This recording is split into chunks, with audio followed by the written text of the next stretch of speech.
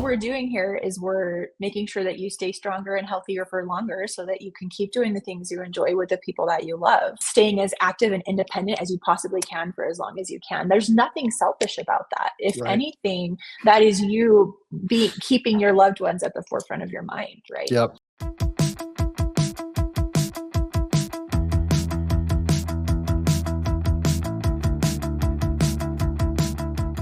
Everybody, thanks again for tuning in. First Optimal Podcast. Got another exciting guest for everybody, Fiona Judd. Super excited to have her on. So she has a really extensive background in the training, nutrition coaching space. A lot to do with like midlife, leaning in on women's health, you know, that perimenopause, menopause, things shifting, changing.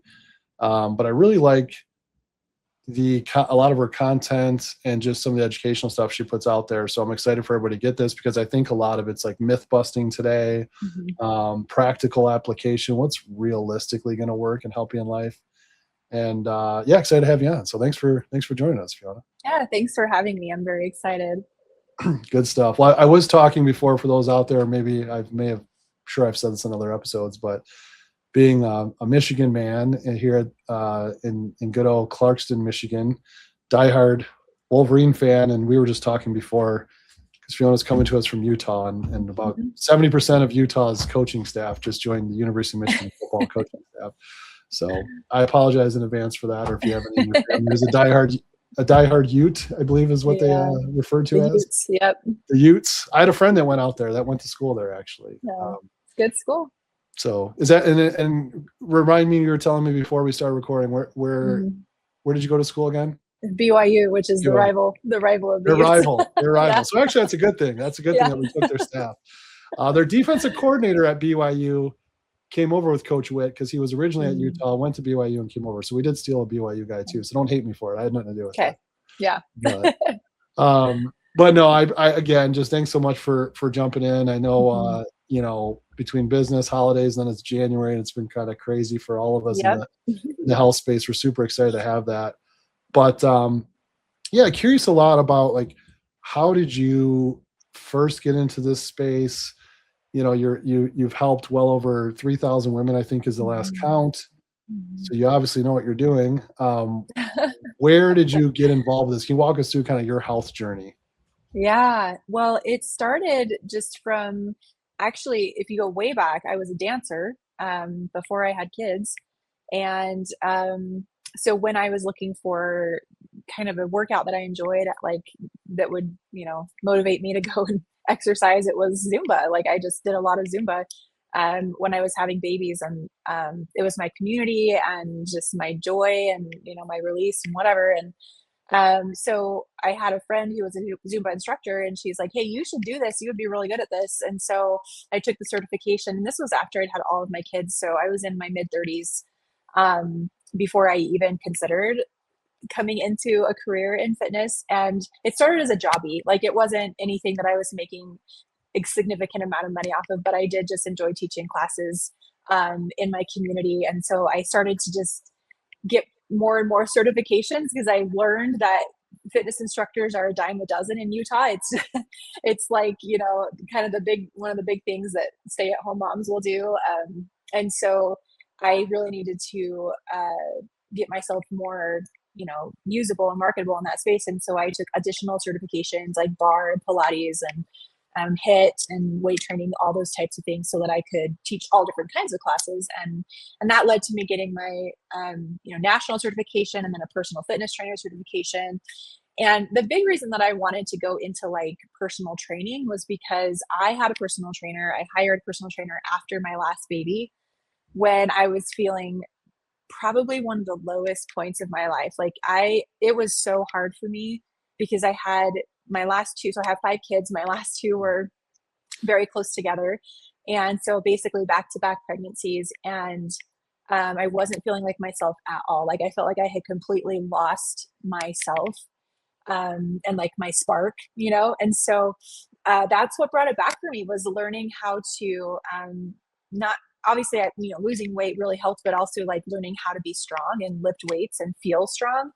And then I started to notice that the visual changes that I was seeing in my body were were more like what I was wanting to see when I was doing a lot of cardio, but now I was getting, I was doing weights instead. And I was like, wow, there's something about this weight training, and so that kind of led to me wanting to be a personal trainer and help other women through that process. And then a few years into that, I was like, well, so many people are asking me about nutrition, so I probably need to learn more about that. So I went and got my nutrition coaching certification and had been working with clients in an app. And this was right during COVID. So COVID kind of, I was working with clients right here in my basement, 2 to 3 people at a time. And then COVID hit and it was like, we all had to go online. So that was kind of what led me to start sharing more on Instagram. And I was just sharing workouts. I was like, here's some workouts you can do at home while we're all at home, and that led to coaching on a different app for a few years as a fitness and nutrition coach. And then that company, we parted ways and I went on my own and I was like, I got this, I'm going to do my own app. And that was the big scary thing that I never really saw myself doing. But I decided to take the leap and, start my own business. And that's kind of what led me to where I am today. So, yeah. That's awesome. I appreciate sharing that. And it seems like there's a lot of people that around that whole COVID shutdown just kind of were like, what do I do now? And then they went online and they're like, oh, like I'm actually helping people. I'm enjoying it and I'm reaching more people. And then, do you still do some in person or is it primarily just all online now and you just train yourself in person? It's pretty much all online. I still teach a class in person in my community, but all of my training is online now.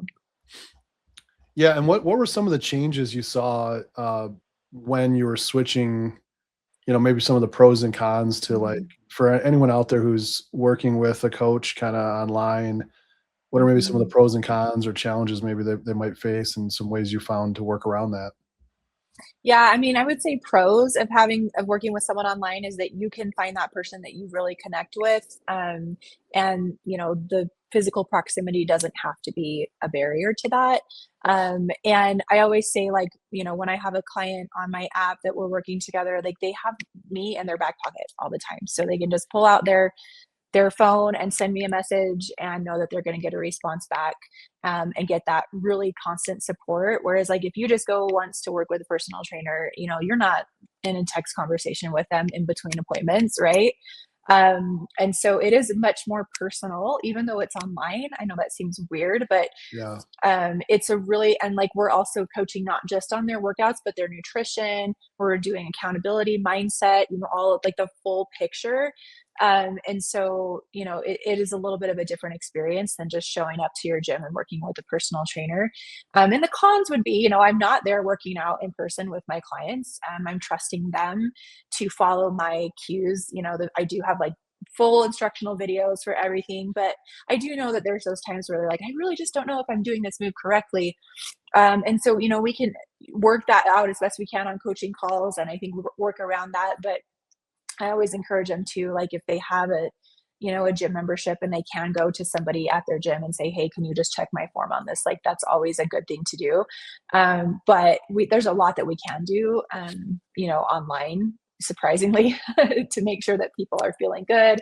They're nailing their workouts. They're lifting heavy enough, but not overly so, to find that sweet spot to really build muscle in a way that's going to be long lasting and maintain their longevity as they continue to age. Yeah, no. And I wanted to go back for a minute on your transition because 5 kids. So a buddy of mine has 5 kids and it's also known as you have a basketball team, right? So yeah. Number 5, if I followed the timeline right. So number 5 comes and that's when you were really feeling off and sought out a trainer. Do I have that right? Yes. Well, and just in case, like maybe there's women out there or even men listening that maybe we could see some of those signs or symptoms in their wives. Like, what were some of the things you were feeling? And maybe just with your background, you're a little more in tune, but maybe they're kind of not sure. Like, oh, it's just I'm just getting older and I'm just busy. Like, but what were maybe some of the, hey, this is reason for pause. Like, I really should check into this more and get some help. Yeah, it was it was exhaustion, was the big one. No energy. I would just crash on the couch, every afternoon and fall asleep because I was so tired.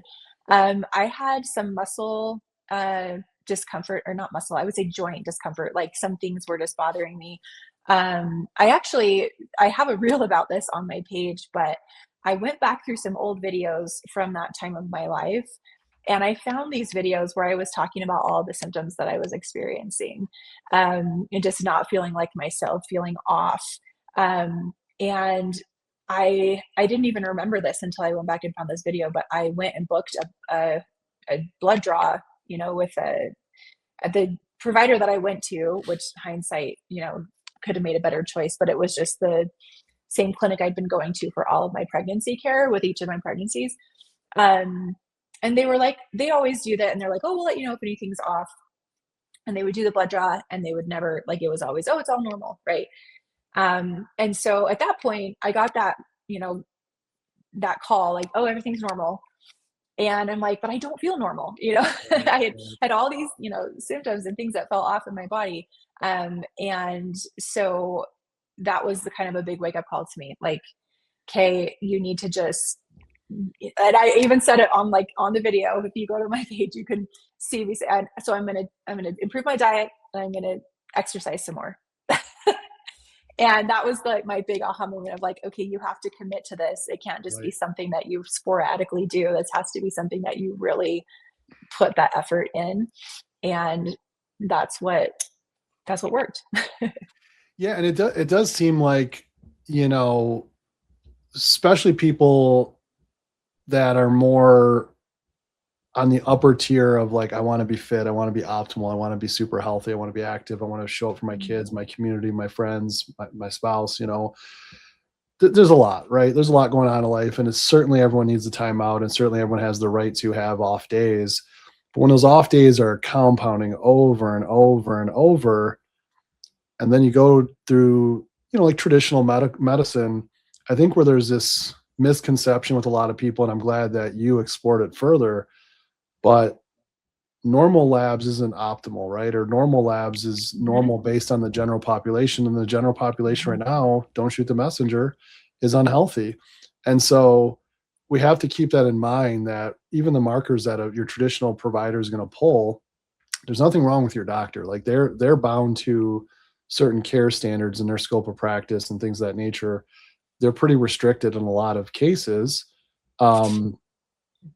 But as you mentioned, I can only imagine like that must have felt really frustrating to hear these issues, but then have them say, yeah, you're normal, you're good. I mean, is that fair to say? Yeah, it was really frustrating. Yeah. Cause I'm like, I don't feel normal. I feel like very off right now. And with the women you see now coming in, is there a common theme there? Are they coming to you either confused or maybe a little deflated, or like, what is the psyche, if you will? What is the mindset of women today coming to you? Yeah, they are. They're extremely frustrated usually because the things that they typically would do in the past to stay healthy and fit are not working anymore. And they feel like their body they've just become a stranger, and their body has just completely changed and they've had no control. They haven't done anything differently, right? It's just part of getting older or whatever. So there's that frustration where they're like, what do I do? Like I want to do something about this, but I feel like everything that I've been taught to do or that I know how to do is not working anymore. They're usually very low on energy. They have a very hard time losing weight. They are getting so bombarded by so much information. So we do have like right now, especially with social media and, menopause has been a really hot topic. And so you're getting all of these different, little bits and pieces of information from, different places. And sometimes the information that you get will contradict each other. And so it's hard to know what is correct, like, do I need a vibration plate to lose weight? Right. Everybody's Right. has one. And like, or do I have to have that weighted vest? Or, what are the other things that, like, is there a magic tool that I need to add into my routine? Right. And so when they come to me, they're usually like just frustrated and just tired. They're tired of all of it and they wanted something that will actually work. And then the love hate with the algorithm, right? Because they looked at the one weight loss thing with the vibration plates, and now they get 70 things in a row of like, Yeah, and drink then it's milk, all don't motivation drink plates. milk, drink water, don't drink water, Yeah. eat meat, go vegan, do steady state cardio, Yeah. Do do high hit, intensity. yeah, lift heavy, do more, do circuit training. Like, it's like, oh my gosh, like I could only imagine. So, Yep. because I see some of that, and it's just like, oh, like, let's just, it's, even someone who's been doing this their whole life, like myself, I could still even be like, that's kind of cool. I might want to look into that more. It's like, whoa, does this fit into my plan? Does it fit in my goals? Fit Mhm. in my lifestyle? Is Right. it sustainable? Is it realistic? And is it going to work? So yeah, no, I appreciate you sharing that. And I'm curious too, and we could take one, you could take two or three, however many come to mind, but I'd like to unpack first, a few myths. Like, what are some myths you see in the fitness space? Either it could be gender neutral or maybe just specific to Mhm. women, but like, what are myths that are out there that you wish would just die and go away? Like, what would those be? Well, I think the big one that I've been kind of trying to dispel on my page is that women shouldn't or can't lift heavy, Mm. because they'll get bulky like a man. And That's what I feel happens, like right? They're turning into Arnold Schwarzenegger overnight is a right, yeah. national You crisis right you now. pick up a 20-pound weight and all of a sudden you're gonna look like Arnold Schwarzenegger. No, yeah, it's really, so hard to get that out of people's heads, but that is just not what happens, our bodies are different, they're built differently. um, we would have to take a lot of hormones and steroids to be Right. able to see and be in the gym for hours and hours and hours a day, right? In order to bulk up like that. So what our bodies really do need is for us to pick up those heavier weights. And I mean, I'm not saying lightweight workouts are bad. Certainly there's a place for that if you enjoy that. The Pilates, and Pilates is huge right now. And I teach Pilates. I take Pilates. It's incredible for our bodies, but it's not going to build muscle in the way that we really need for health and longevity. And so women have shied away for so long from heavy weights because they don't want to look like they lift heavy weights. But Right. I think now the research is speaking loud and clear. Right. We need to be lifting heavier weights. It's going to Yeah. help us not just with our aesthetic, but longevity wise. You will live longer if you have more muscle on your body. Yeah. 100%. What about another one? Any other myths come to mind? Um, I think just that the myth that it all goes downhill after 40. Mm, I had literally had women tell me that when I was in my 30s, just wait till you turn just wait. 40.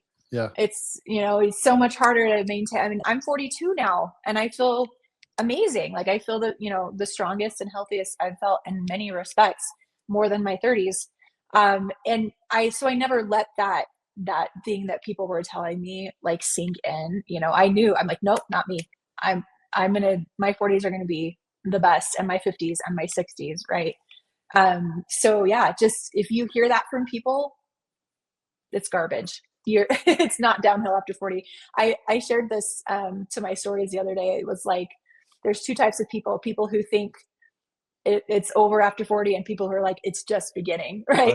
Right. And Right. I'm like Right. I'm like the just beginning camp, right? Like I have my whole second half of my life is ahead of me, and I'm like here for it. Like bring it on. Yeah. And I have some theories about the whole wait till after 35, wait till after 40, wait till after 40, Mm. whatever the arbitrary number is. Like, why do you think that comes up so much? Because it didn't seem like I talked to, like, relatives, whatever, maybe further along in life. It didn't seem to come up that much in other generations. Like, why do you think that happens? Why do you think they're saying that? I'm just curious. I have a few assumptions, but Yeah, I have some theories. I think part of it is that it is really hard when you get into your 40s and 50s. You have like so many more stressors. I feel like so many more things are demanding your time. Usually, especially for women, like we're out of the childbearing years. for those of us that chose to have children. But then we're into perimenopause. So there's hormones that are coming into play, but also like a lot of us go back to work. That's a Yep. huge life stressor. A lot of times there's a divorce or a lot of relationship stress after, being with someone for 20 years and you either part ways or you have to work that out. So that's a huge stressor. So there's just so many other things. Teenagers are, kind They're of, don't even fun. get me started on teenagers. And so we have all of these compounding, and then into 50s and 60s, you start to deal with like aging parents. You start to deal with retirement, and, things like that are on the horizon. And so it's just all this compounds on top of it, on, one thing on the top of the other. And you forget to prioritize yourself. Yeah. And so when you forget to prioritize yourself, guess what happens? Yourself goes away, right? So we see that physical changes, emotional, mental, like our own health starts to deteriorate because we're so busy worrying about everybody else. No, I mean, you're spot on because you probably 95% of what I was going to say, you said. So I appreciate that because Yeah. I do think, for the guys out there, I'm going to apologize in advance, but we have it a lot easier because our roles have changed a little bit. There's some other ways we're being kind of, I don't want to use the word attacked. That's a little too dramatic, but we're experiencing different things. But I think in women, because I see it a lot, and maybe this is just my own personal bias, but like my wife's mom was like super mom, like was stay at home, did everything, and that was the expectation in that day and age where it was like all family, that's it, no work, nothing. It was just like whatever. And then I see my wife like still does all that stuff with the family and with our kids. And you mentioned teenagers, we have our first in the teens, the other one's a few years behind. So I love it because I'm dad and I have girls, so like I can never do wrong, but and they can never do wrong, but like, yeah, it's fun. It's fun helping with that in the family. Well, back to my point, she's an amazing mom and take care of the home, whatever. But there's also this move, and I'm not saying it's bad. I just think as men, like I've had to realize like, oh, like this isn't the way I was raised. Like she also has career aspirations and is brilliant and does a lot of great things there. She also has health aspirations. We were, more active, more doing things. So like, I can't just be like, yeah, I go to the gym, then I work, then I come home, put my feet up and whatever, right? It's like having that partnership in the household, I think is really important because I do feel like it's heavier weighted on women in our society as far as all the like household, the kids, all that, even though both parents are working the same Yeah. amount. And I'll never forget, I heard a women speaker. She was actually the COO of Facebook. Sandberg is her name. Gosh, I'm drawing a blank on her first name. Anyways, and she had a really good description. It's the first time my eyes were open to it, where it was like her husband was, stay at home or whatever. He passed away tragically, I guess. That's part of what the book and her story, and she did a lot of public speaking on it. But the point is, she's a COO of Facebook, and her husband was, taking the kids to school and whatever. And it was Green Shirt Day.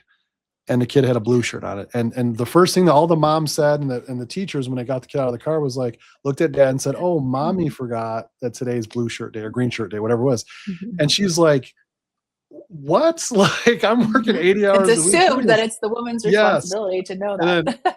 And then just so everybody knows out there, I did eat this one. So I'll have to tell one last story, then we'll get back on the topics of the podcast. But so men, we button in the front, women usually button in the back, right? So my first experience, I take my child to my first daughter to the child center at good old Lifetime Fitness. That's where I grew up in the corporate world of fitness. And dad got her hooked up in this nice, pretty dress, but it was on backwards. So I bring her into the child center, and all the like child center workers are snickering, but they don't want to say anything. I'm like, what? And they're like, you do realize, like, no, there's no way a mom did that. They're like, you do realize, like, her dress is backwards. I'm like, yeah. I mean, she wanted to wear it that way. What do you mean? I was like, the buttons threw me off.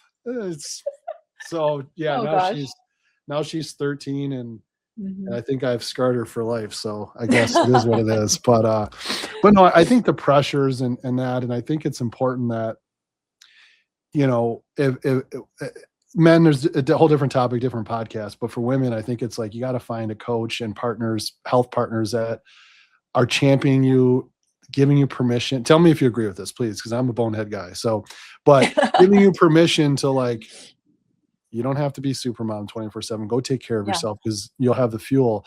You can, Yeah. spend the time, spend a little money on yourself for the nutrition or Mhm. the personal care and those things. Like, Mhm. um, and we've had, in our own marriage, we've had a transition to where now I'm like, hey, when are you getting a massage? Where it used to be like, what do you mean you're getting a massage? Yeah, What are you yeah. spending money on that for? Now I'm like, when are you getting one? I can tell you need one. Like, go take care of yourself. And then my wife does the same for me, where she's like, you need to get all that boy stuff out. You need to go to jujitsu. Like, get out of the house. Like, I don't want you Yeah. here. Go have other dudes strangle you for an hour. So, Yeah, yeah. but yeah, what are your thoughts on, you kind of already talked about it, but just Mhm. how do you help women when they come to you, like, navigate that so they can start to prioritize their health and themselves so they can better serve their families and friends and things? Yeah, I mean, it's exactly like you said. Like, I always tell my clients, you can't fill, or you can't give to others if your own cup is empty. You Hmm. can't give from an empty cup. Is that the saying? Or there's like a Sure. saying like that. Yeah. So, you have, or like this other comparison is like the when they tell you on the airplane to adjust your own mask before you help somebody Oh yeah. else. It's the same idea. We if we are taking care of ourselves, this is my whole thing. Like, it's from the beginning, like, be the best version of you. Because if you're taking care of you, you are then able to care for everybody else. Like, women are caregivers. Like, that is just our nature, our instinct to make sure that everybody is taken care of. And so, and we will do it to a fault, to where it's too, detrimental to our own health. And so that's why that's my whole thing is like, take care of you, make sure that you are good, and then you are more able to take care of all these other people in your life that you care about. And also, like, then they're going to have you for longer, right? Like, all we're doing here is we're making sure that you stay stronger and healthier for longer so that you can keep doing the things you enjoy with the people that you love. And like, part of my story, and you'll see this on my page too, is my grandma, who spent the last several years of her life in a chair or a bed. She completely lost her mobility. She was alone during COVID, which, like, breaks my heart. We couldn't go visit her because Uh, of being COVID, and all those people are all compromised, immunocompromised, because they're older. And she was alone and sick. Like, she got sick a couple times too. And so, just, you know, it breaks my heart to think of her lonely and alone at the end of her life, and not able to go out and visit her kids and her grandkids and enjoy. She was a piano player and a singer, and she had so many talents, and she taught me how to play the piano and sing. But because her health was so poor, that's how her life ended. And I just, like, that's part of my story too, because it's one of the reasons that I'm so passionate about taking care of you. And staying as active and independent as you possibly can for as long as you can. There's nothing selfish about that. If right. anything, that is you keeping your loved ones at the forefront of your mind, right? Yep. Yeah. It's a, an odd trade-off, right? Or maybe people struggle with that, but it's, Mhm. I can tell, if myself or my wife, like, if we're not exercising or missing meals or whatever the case may be, Mhm. it's just like, I just use the same analogy as, like, and I never really was, more because my body didn't like it, not for any, like, ethical reasons. I was never really into drinking or anything, but, like, if you Mhm.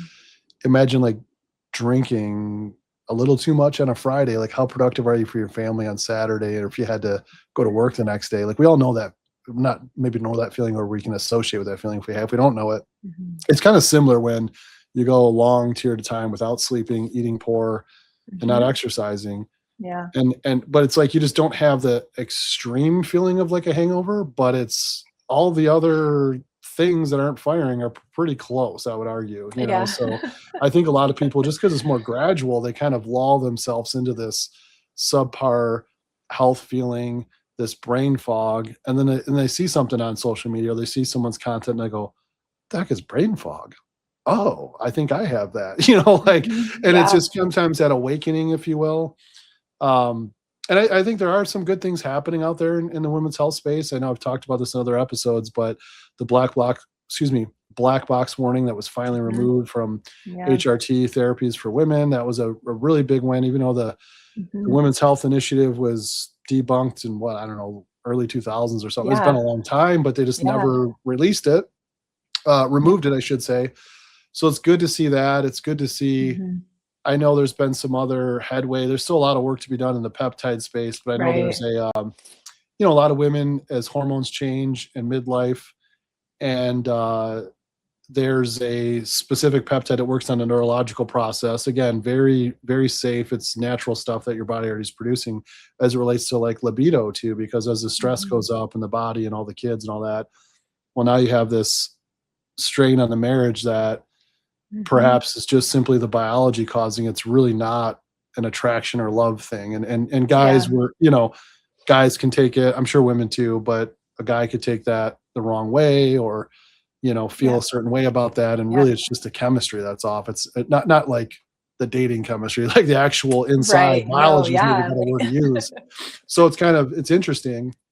um and so, with that, I wanted to shift a little bit to some of the success stories and or tips or good things you're seeing. So could you share a little bit about, some of the things that women experience when they're working with you, Mhm. how they experience these things that are more of the positive outcomes, and how you kind of navigate them from all the things we've described up to this point to getting closer to where they want to be, if not to their goals.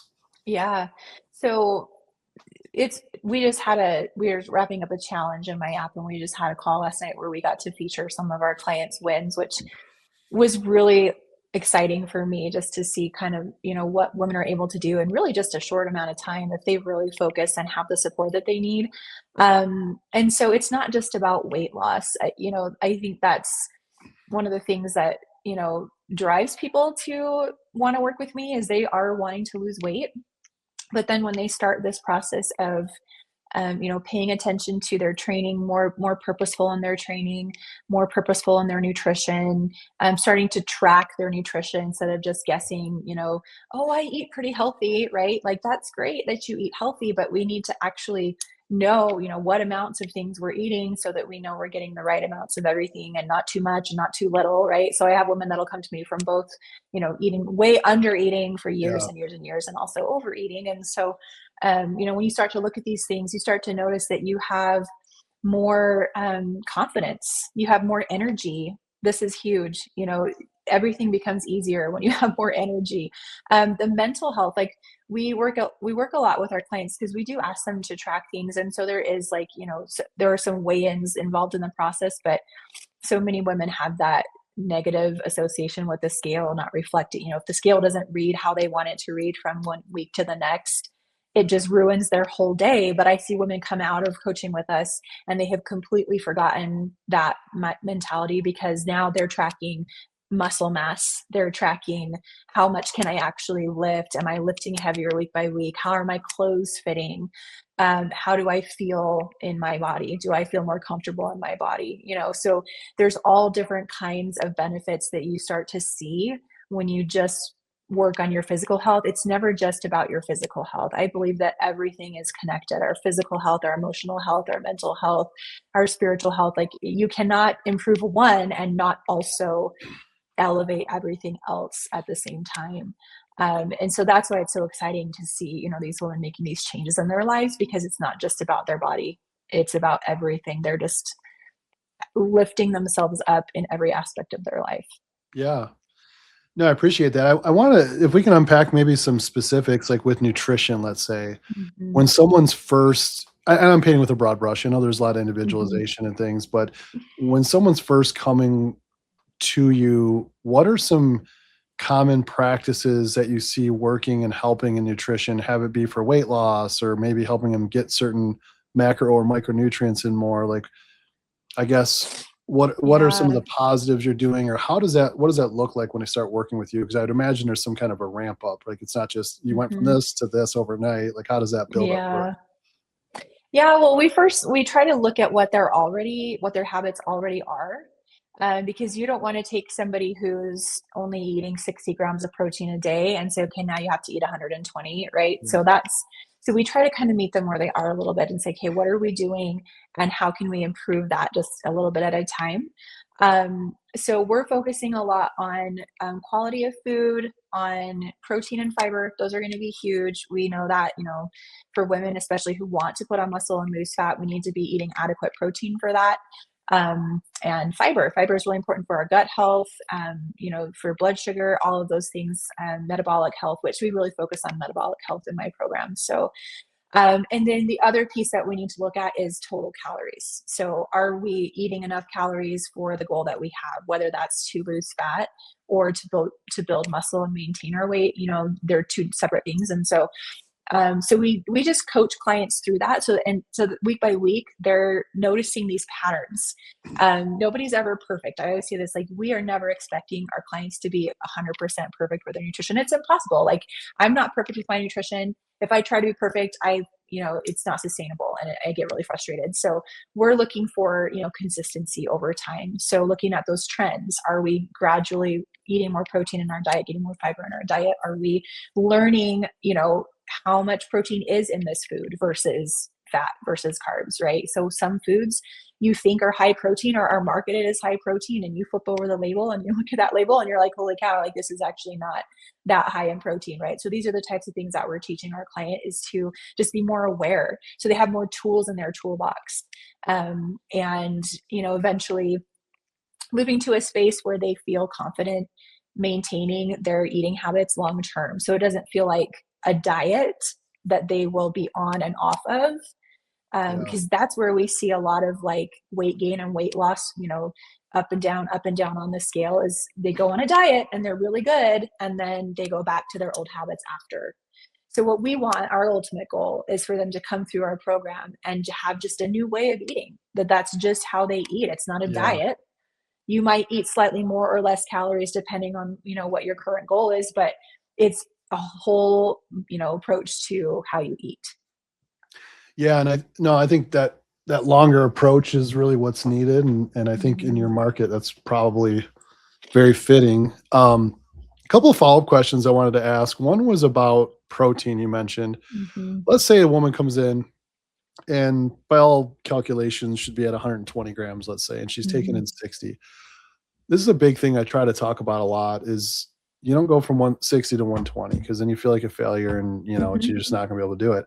How Yeah. do you ramp them up? Is it in increments of 10 every week? Is it, I mean, on average, like what is that approach? How long does it take for them to kind of ramp up to that 120 for, let's say, for example? Yeah, I mean, it depends on the client. Like, everybody is different as far as their learning curve goes. So, yeah, I would say if someone was only eating 60, we'd probably go up to 80 or 90, if someone's doing 100, get them up to 120. So it just kind of depends where they are. This can take anywhere from a couple of weeks to a couple of months Yeah. typically. And it, some people are more resistant to change. They have a harder time with that. Other people are very open to it. So we try to get them there as quickly as we can. And when they a lot of times what we find is when they do start actually tracking it, they're like, oh wow, I'm really surprised. Like, I thought I was getting more protein than I was. And so they're really open to like making those adjustments and seeing that, goal go up and up and up, right?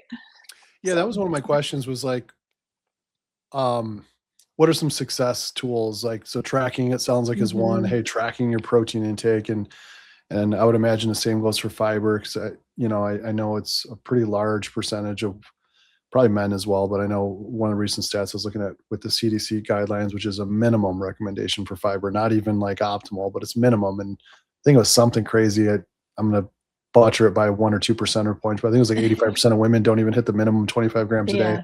Yeah. But so tracking is one of them. Let's stick on the Mhm. topic of protein. Is there any other tips or things that you've seen that help women go from that 60, 70 grams to 100, 120? Like any other things maybe outside of, in addition to tracking? Yeah, I think just look like being aware of foods, of what, like, especially something like, if even just ground beef, like depending on what type of ground beef you buy, you might be getting a high protein to fat, or it's actually really high on the fat side. And so Yeah. yes, you're getting protein, but you're also adding a ton of calories from fat. So just, just being aware. I also like to use hand size portions, because like when you go out to eat, for example, like you're not going to bring your food scale with you. You're not going to like Right. weigh out your, protein on your plate. So just about the size of your palm, if you're getting about that much protein at every meal, so 3 to 4 times a day, you're going to be in that 100 to 120 grams range. So yeah, there's a lot of different tools that we use.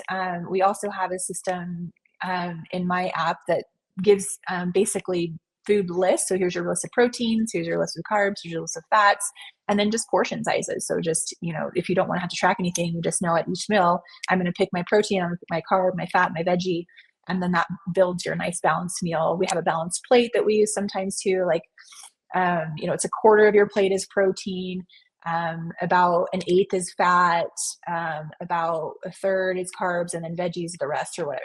I can't remember the exact breakdown, but yeah, there's all these different like little visual tools that we can use too, because we do need to be able to maintain, like, if we go out to eat, or we're at a buffet or whatever, like you're not always going to be in your ideal situation of I'm Right. in my kitchen preparing my own meal. And so yeah, we have all of these tools that we can use to kind of estimate how much we're getting. Yeah, no, that's great. Shifting gears a little bit, I think that's helpful. I think people got some good tips on nutrition, at least to get the ball rolling there. Yeah. Before I shift gears, actually, because I want to get into some of the exercise components of what you Mhm. see, but I'm curious if there's anything else nutrition that you see maybe would be helpful. Maybe it's fiber, maybe it's Mhm. cutting back on snacking, carb. Like, is there anything else that comes to mind that you're seeing like pretty high impact, low work for women out there that they can see a nice lift in their health and in their overall nutrition? Yeah, I mean, I think water is another big one, like drinking enough water. And we just go by you've probably heard this rule before, about half of your body weight in ounces of water per day. Yeah. But even more, if you can, is great. That's going to help, support your health overall in a lot of different ways. And yeah, we mentioned fiber. I mean, getting up to that 25 grams is the goal, but we want to do that slowly. So if we're only eating 10 grams a day and all of a sudden we start eating 25, that can cause some shocking side effects. So we want Right. to just gradually get there. But I think just more color, more veggies, more like more fruits. Even women are like, they tend to shy away from fruit because it is higher in carbs. But it does have a lot of nutrients and fiber. And so, yeah, just, knowing how to balance that with everything else is, I think, the main thing that's important. So that we're getting our body what it needs. Really thinking of food as fuel for your body, and paying attention to how your body feels after you eat certain foods, and it's always your choice. Like, you know, sometimes it's worth it to eat the big piece of chocolate cake, and you're not going to feel amazing after, but then sometimes you're like, no, that's not worth it, because I know I'm not going to feel great after. And so I'm going to skip that. And instead I'm going to have this, just having more control, and knowing that the way that you're eating is going to help you feel better and support your goals. Gotcha. Yeah, no, I was looking at a couple other things here on your page, so I apologize, I got Mhm. sidetracked. I might just have to ask. So do you have a retreat coming up too with some of your I programs? do, yes. So my friend Whitney, who's also in the fitness space, she's the director of fitness for We Gym. They're a company that does what fitness equipment, home fitness equipment. We are holding a retreat. This will be our second one. So these pictures are from our Belize retreat last year. And it's a women's only, just it's designed to just be the break that women need to focus on them. So we do workouts that are very low impact, and all levels, very like anybody who could come. You can be a beginner, you can be more advanced, as far as your fitness level. It's open to everyone there. And then we do workshops. We talk about women's health. We talk about mindset, nutrition, all those things that, so you can come and learn and feel like you really took away something from this experience, that's going to benefit you going forward. And then just connection. We do, group meetups where we just talk and share, and we go out and see, the sites, and we do excursions, and it's just such a fun time to like just focus on you. and get away from work, away from everything else, and just, yeah. No, So, and that's we do have a awesome. few spots open. So if anyone is out there is like, I need to go to Greece and connect with other women and focus on me for a week, it's in October. We have a handful of spots left for that. I'm jealous.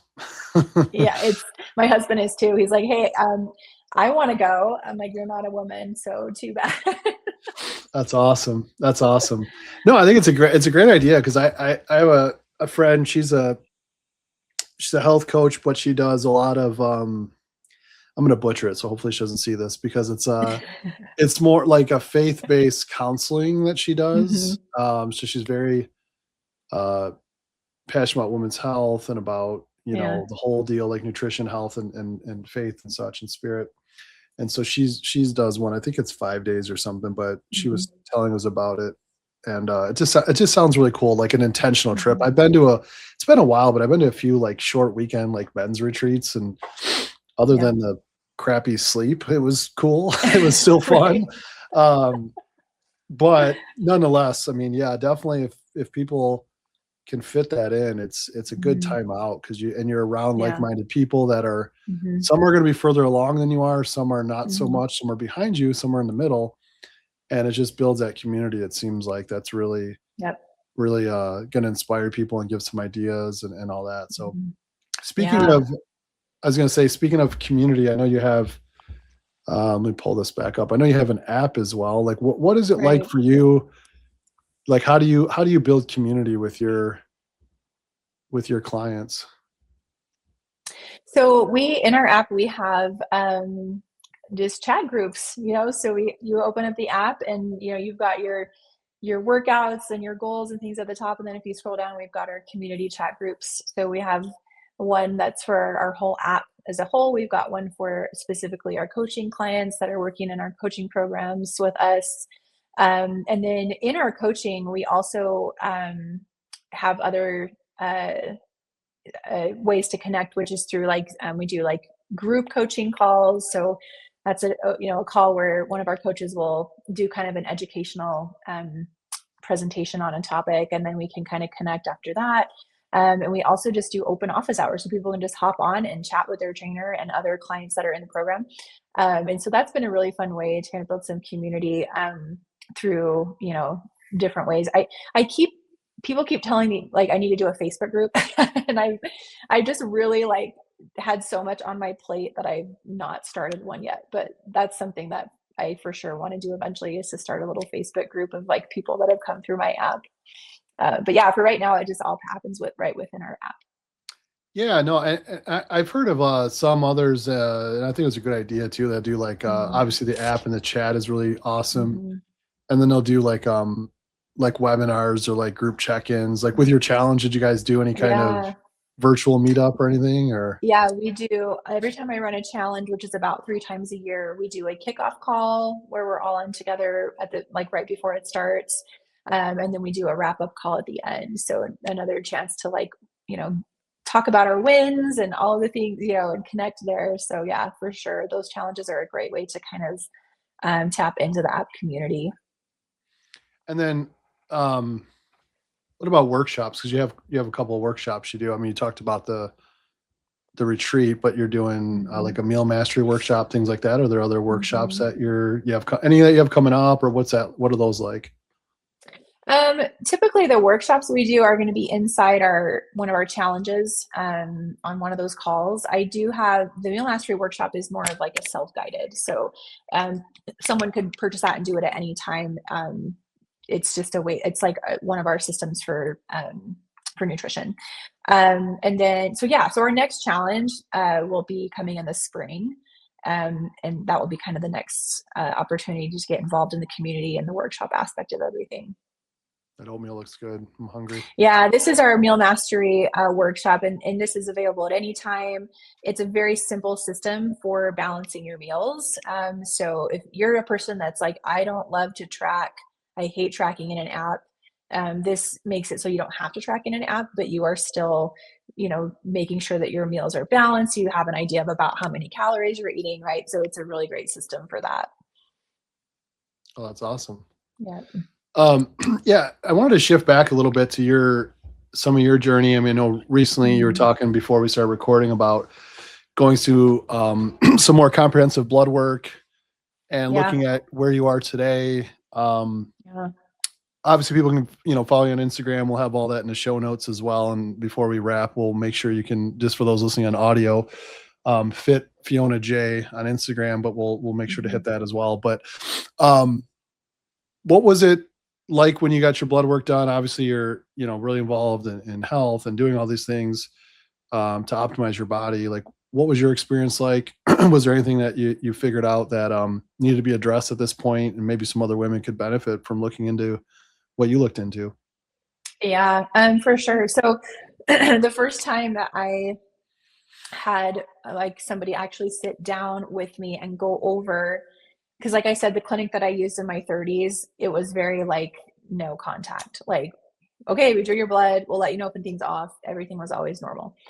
And so I didn't want to just be normal. I wanted to know that my levels were optimal and everything. And if they weren't optimal, I wanted to know how to get it there. So this was just over a year ago. I went and had a blood draw with a different clinic, and that's like kind of local to me, that I had been referred to. Now, I'm a huge fan of Dr. Marie Claire Haver. She's a menopause doctor who is she's online, she's on Instagram and sharing a lot about current research and all these things. Anyway, she had a provider list on her website, so I found somebody that was on her list.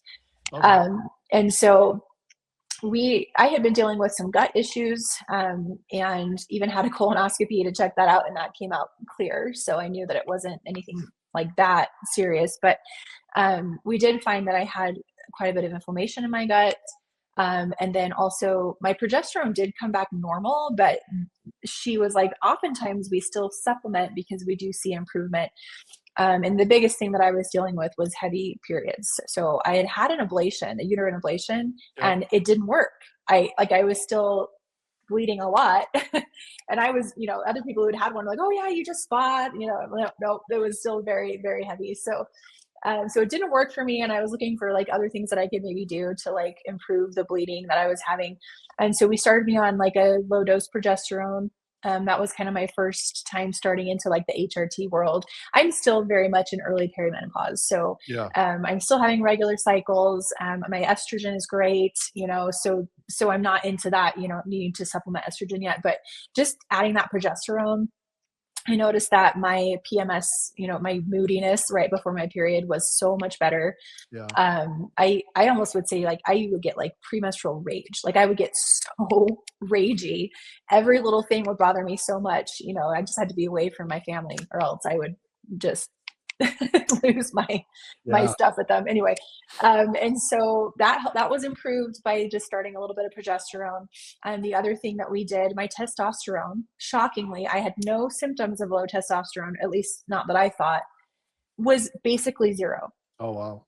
No testosterone, right? And so they were like, wow, like I'm surprised you weren't noticing, these types of symptoms. And I think I've really chalk it up to the strength training, Yeah. because I did have a good amount of muscle. I did, so that was helping me. But um, so we started just, my DHEA was low. So we started just by supplementing with that. And that did bring my testosterone up to about 18, 19. And so I did a draw in December and a redraw in April. The other thing that I did was I cut out gluten and sugar for 3 months because of the gut inflammation. I wanted to just kind of heal my gut. And then we did, after that, a SIBO protocol where so we did like the 30-day SIBO kind of gut cleanse is what they call it, I think, and Sure. then reintroduce probiotics, prebiotics, probiotics, things like that to like re-infiltrate the gut with healthy bacteria. So I went through that. So now I'm into halfway through 2025.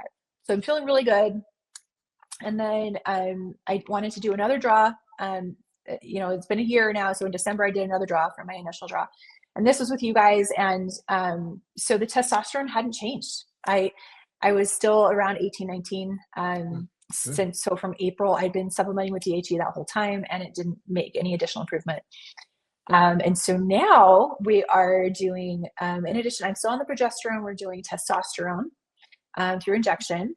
And so I'm hoping, she asked me on the call, like, how is your sex drive? And I was like, Yeah, it's kind of low actually. Like, and so, hoping that'll improve with that. And, there's obviously lots of other things that improve with testosterone, but I felt like a lot of those things I just don't notice as much in Sure. myself. So I was really surprised that it was that low, but I'm excited to kind of see what happens as we bring that up into a better range.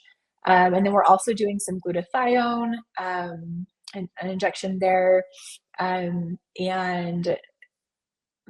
my cholesterol was a little high, which I was kind of Mm, surprised. I mean, it was the holidays too. Like, I don't eat, sure. I will admit, I eat differently around the holidays than I Sure. do most of the year. So anyway, but so now we're doing a little bit of berberine, a little bit of a couple other supplements to help with that. So I'm feeling really, I mean, one of the things they said to me was like, you're really close on, things that you're not optimal, you're close. So I think Right. we can get you there. And so I felt really good about that. I feel like this has all been kind of a process, but one that's worth doing, right? Because I am seeing these improvements over time. So yeah. Yeah. No, I appreciate that and sharing that. A couple of follow-up questions I had.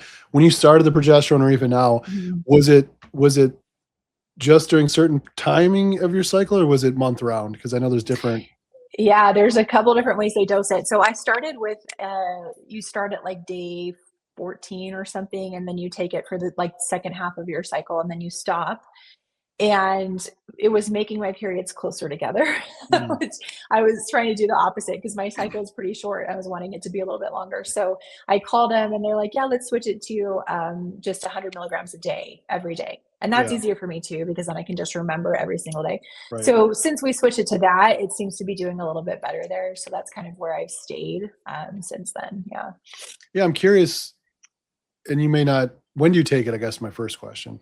Oh, it's at night. It can make you Yeah. sleepy. So you Yep. want to take progesterone at night. Yeah. Yeah, no, I've seen most the time it's prescribed at night. Someone, a patient once was sharing some feedback that they kind of got a little like anxious when they took it. I'm like, it's usually the opposite, Mhm. but it was just had to kind of readjust when they took it in particular for that Mhm. person. Yeah. Yeah. And my last question is on the progesterone is, do you recall if it was like immediate release or sustained release? I've just seen different methodologies out there, and you can use both for different reasoning and different applications. But what did you experience with it? Do you recall that by any chance?